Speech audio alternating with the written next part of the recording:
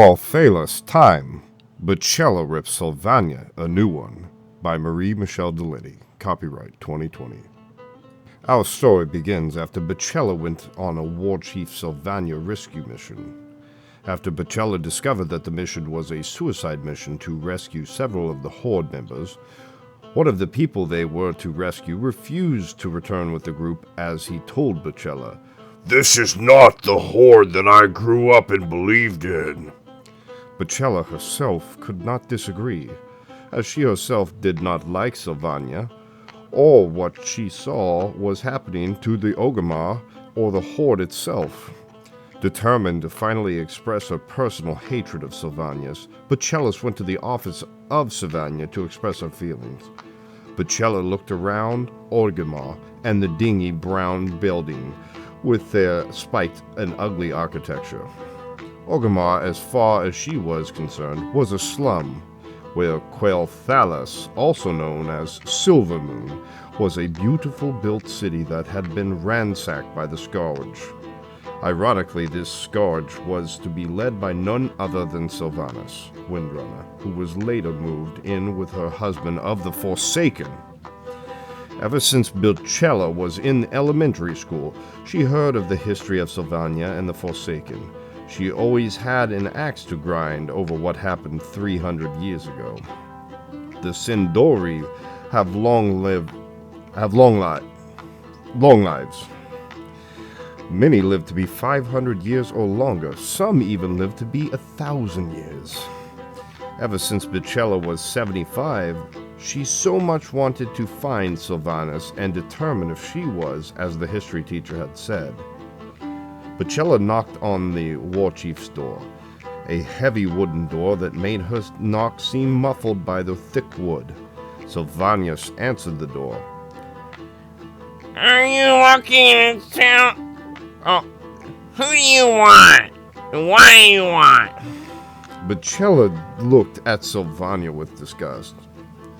"We need to talk." Bacella pushed by Sylvania's as she walked over to the desk, a desk covered with grime and paperwork.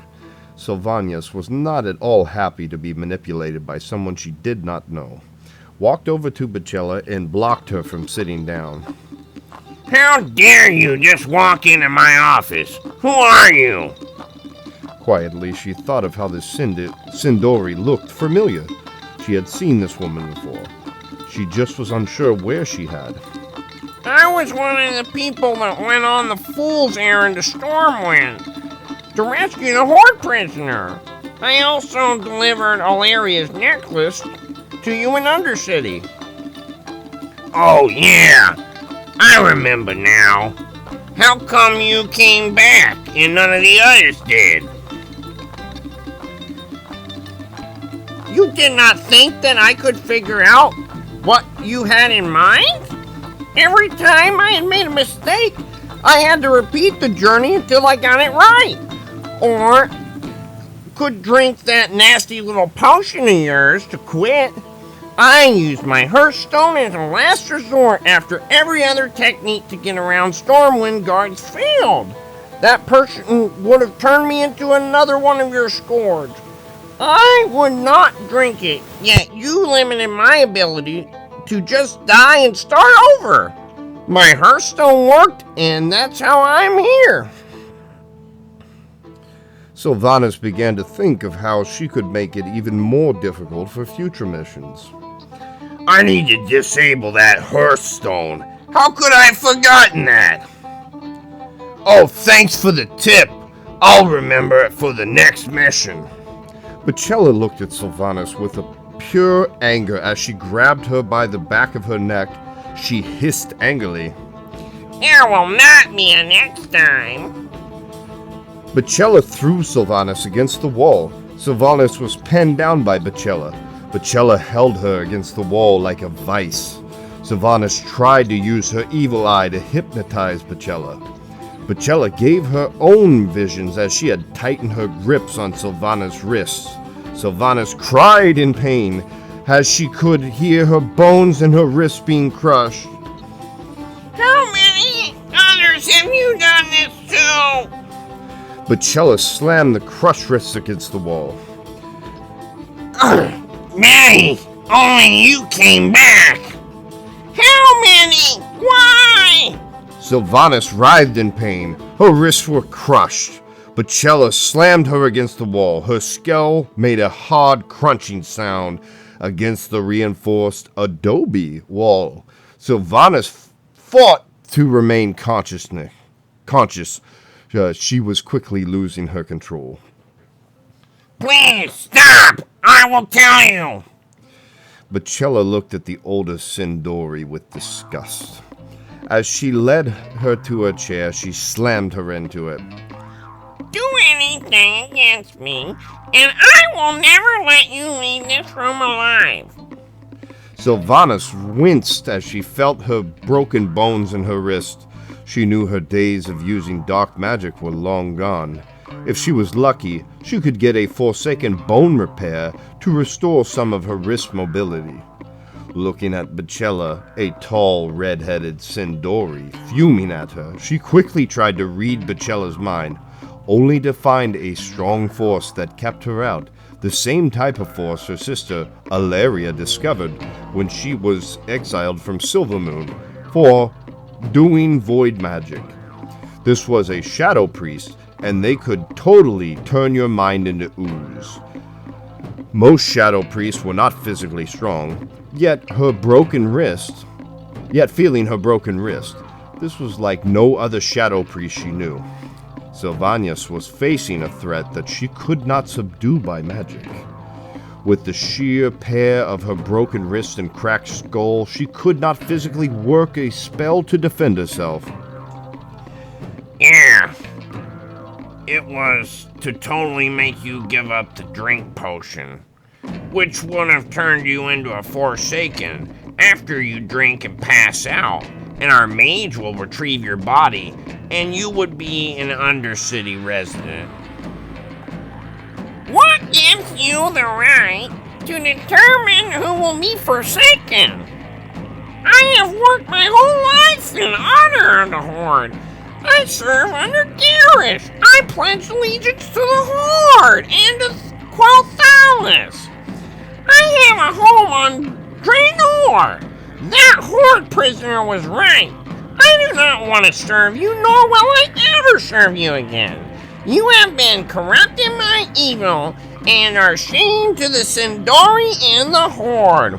Bacella spat in the eyes of Sylvanus and sent her a strong dose of shadow word pain. Sylvanus screamed in agony. Bacella turned back the writhing woman sitting in her chair.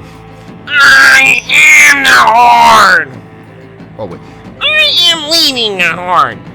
I will take Qualthalas with me. Cross me again and you will never recover, as I will destroy you and your sick mind in minutes. You have dishonored the Horde and made an enemy today. Bacella stormed out of the office and slammed the heavy door behind her with a solid reverberating thud, leaving a broken Sylvanus writhing in pain. Sylvanus slowly got up. She was too weak and crashed to the floor. Her secretary came rushing in, horrified to find his war chief in such a state. What happened? Sylvanus winced in pain as she struggled to explain what had happened. Her secretary gently helped her up, and they summoned a healer. As they waited for the healer to arrive, she gave him the full story. She nodded as she was unsure if she should ever cross paths with Bacella again. This secretary, Bacella sounds, as she clearly has her own axe to grind. You are unfortunate. Are the axe. You unfortunately are the axe. I would advise you to avoid this woman. He wiped the blood from Sylvanus' head wound. Sylvanus groaned as he applied a salve to the wound. Sylvanus, She has said she will take Qualthalas with her and fight against me. Ow! That hurts! Don't touch my wrist! I'm sorry. I need to examine them. Clearly this woman is of great strength. I do not know if the healer can fully repair them. Sylvanus was at a loss, for the first time in her long life, she was unable to defeat an enemy. Bacella was an enemy of another type. She was not a demon or a boss. She was an angry Sindori. What surprised her was that even though Bacella was a shadow priest, she did not just outright kill her. Bacella made her physically hurt and left her in that sorry state when she walked out. If Qualthalas decided to leave the Horde, so many Sindori would leave the Horde forces. This would totally destabilize the Horde and her plans for domination of Azeroth. Quietly, she looked at her concerned secretary. Find out what you can about this Bachelis. I want to know as much about her as I can. I will find out as much as I can. It will take me some time, however.